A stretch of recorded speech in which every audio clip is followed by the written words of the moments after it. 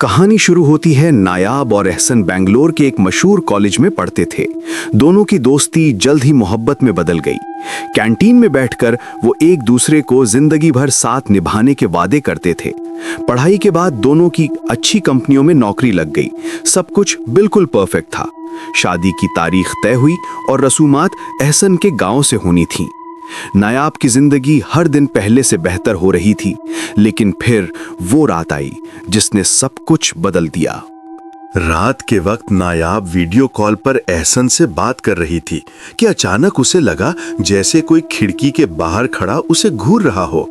दो मर्द और उनके साथ एक छोटी बच्ची। वो इतनी बुरी तरह डर गई कि फोन हाथ से गिर गया। एहसन दूसरी तरफ से बार बार कह रहा था, हेलो नायाब, कहाँ गई तुम? नायाब ने हिम्मत करके खिड़की की तरफ दौड़ लगाई, लेकिन वहां कोई नहीं था। उसे लगा शायद वहम होगा। उससे दोबारा फोन उठाया, बात शुरू की, मगर दिल की धड़कन अब भी तेज थी। दूसरी रात सोने ही वाली थी कि उसके कानों में बहुत तेज बैंड बाजे की आवाज गूंजने लगी। ऐसी आवाज जैसे किसी की बारात गांव की गलियों से गुजर रही हो। नायाब ने खिड़की से बाहर देखा, मुकम्मल सन्नाटा। फिर अचानक कुत्ते के रोने की आवाज, और फिर यह आवाज बदलकर ऐसे लगने लगी जैसे कई लोग इकट्ठे रोते हों। वो डरकर बाकुल सुन हो गई। नायाब पानी पीने किचन में गई। नल खोला, गिलास भरा, एक ही घूंट में पी गई। लेकिन जैसे ही नजर ऊपर वाली शेल्फ पर पड़ी, शेल्फ पर कई कटी हुई उंगलियां पड़ी थीं और उनमें हल्की सी हरकत हो रही थी। नायाब की चीख गले में फंस गई। वो चिल्ला नहीं पा रही थी। बैंड बाजे की आवाज दोबारा तेज होने लगी। वो अपने कानों पर हाथ रखकर बैठ गई और उसकी उंगलियां खून से भर गईं। नायाब वहीं बेहोश हो गई। सुबह आंख खुली तो वो अपने बिस्तर पर थी। वो हैरान थी कि किचन से यहां कौन लाया। वो नाश्ता करने बैठी। पापा ने उसका पसंदीदा खाना बनाया था। जैसे ही उसने हाथ प्लेट की तरफ बढ़ाया, प्लेट में खाने की जगह कटी हुई उंगलियां रखी थीं और वो उंगलियां हिल रही थीं। नायाब चीखकर पीछे हट गई, लेकिन उसकी मम्मी ने प्लेट उठाकर दिखाई। ये तो सिर्फ खाना है, उंगलियां कहाँ हैं? नायाब की हालत बिगड़ने लगी। रात की बातें उसे पागल बना रही थीं।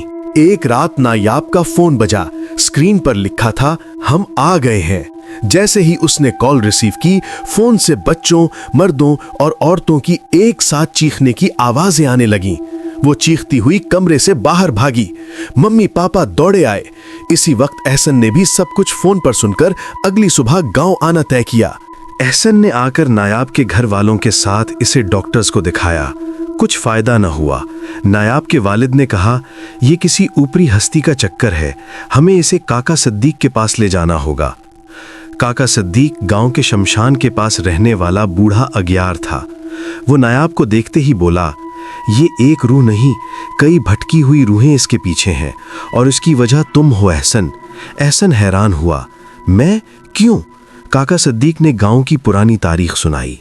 100 साल पहले 23 अक्टूबर के दिन एक बड़ी बारात गांव से निकली थी। शोर, बैंड बाजा, खुशी। लेकिन रास्ते में बारातियों वाली गाड़ी का खौफनाक एक्सीडेंट हुआ। 25 लोग मर गए, दूल्हा भी और एक 7 साला बच्ची भी। तब से गांव में ये दिन मनहूस माना जाता है। 23 अक्टूबर को कोई घर से बाहर नहीं निकलता, कोई खुशी का काम नहीं होता। रूहें इस दिन भटकती हैं। और एहसन ने जिद में अपनी शादी की तारीख बिल्कुल 23 अक्टूबर रखी थी। इसी दिन नायाब के साथ ये सब शुरू हुआ। काका सिद्दीक जैसे ही मंत्र पढ़ने लगा, नायाब हवा में उठने लगी।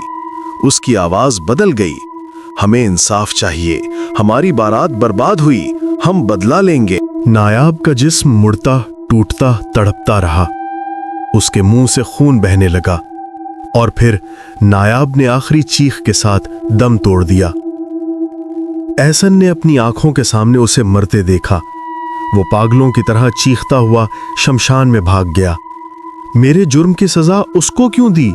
मुझे ले जाओ, मुझे। लोग कहते हैं आज भी 23 अक्टूबर की रात शमशान के पास एहसन भटकता हुआ नजर आता है और लोगों को पुकारता है अपनी शादी की तारीख 23 अक्टूबर कभी ना रखना। अगर ये कहानी पसंद आई हो तो चैनल को सब्सक्राइब करें, जरूर फॉलो करें, और अगर आपके पास भी कोई ऐसी हॉरर स्टोरी है तो कमेंट्स में भेजें, शायद अगली एनिमेटेड वीडियो आपकी हो।